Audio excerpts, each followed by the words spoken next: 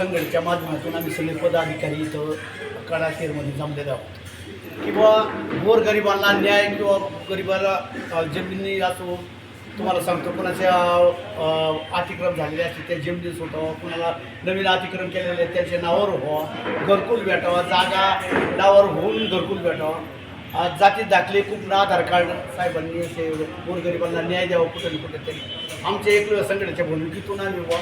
आणि उद्याच्या सकाळात की आता विलक्षण बी चालू होणार आहे.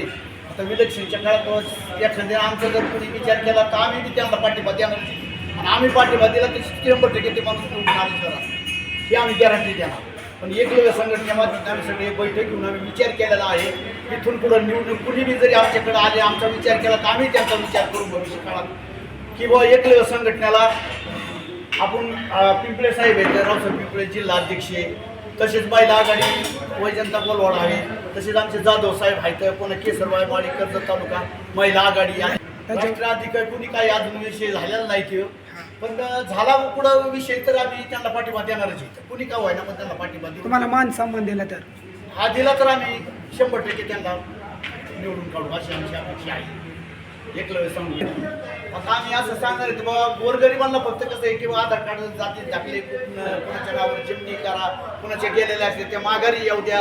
आम्ही काय कुणा लोबडीत नाही, पण आम्ही सरकार आम्हाला काही नाही तर सरकारला आम्ही घेऊ. अहो आदिवासी देशाचा मालक आहे आणि यांना राहायला जागा नाही.